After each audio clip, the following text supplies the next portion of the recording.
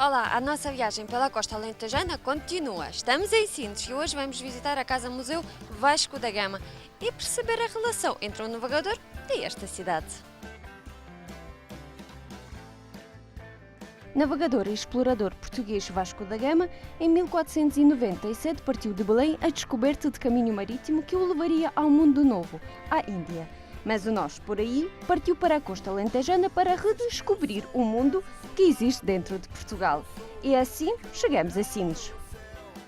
Sines mudou como poucas terras mudaram, passou de uma posição em que nem sequer era sede de concelho em 1900 até no ano 2000 ser um dos grandes polos industriais, um dos grandes motores da economia portuguesa. Um dos postos da visita que nenhum turista pode perder é o Castelo de Sines. Construído durante a primeira metade do século XV, foi objeto de obras de restauro, completadas em novembro de 2008, em simultâneo com a inauguração do núcleo sede do Museu de Sines e Casa de Vasco da Gama. Quem vivia neste castelo? Onde é que nós estamos agora? Neste castelo vivia fundamentalmente o governador militar, que era um homem que tinha grandes responsabilidades por toda a defesa do litoral alentejano, era responsável pelos fortes do Pessegueiro, pela Vila Nova de Mil Fontes.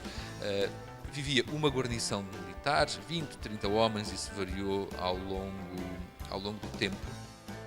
E se antigamente as paredes do castelo acolhiam os militares, as populações em casos de ataque, e dentro das quais vivia um dos mais famosos alcaides da cidade, Estevão da Gama, hoje em dia elas guardam muitas recordações e curiosidades, acolhendo os visitantes de todo o mundo.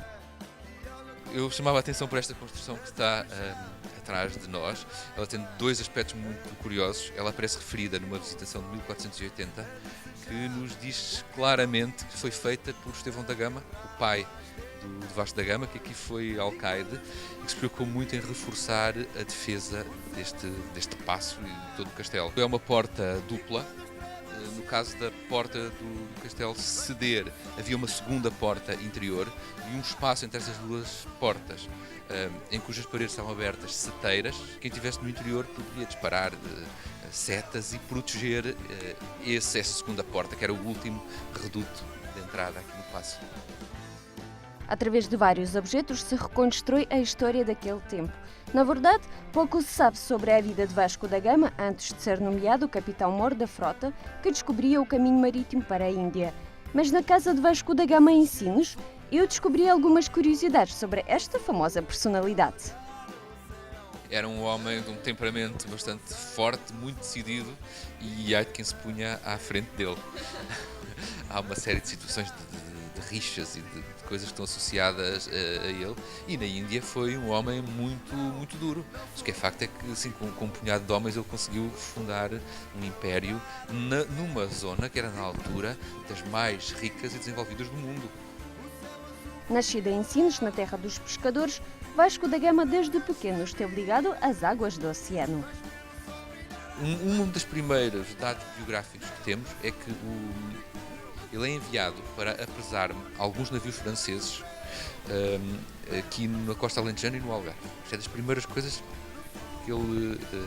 das primeiras missões que ele é incumbido. Ele é essencialmente um homem da corte ao longo da sua vida. Ele é um homem que está perto do rei, que desempenha missões importantes, missões diplomáticas, mais do que um navegador.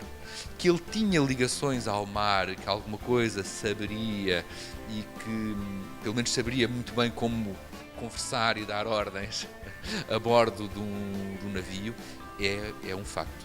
Estamos em Sines. Por que estamos a falar de Vasco da Gama?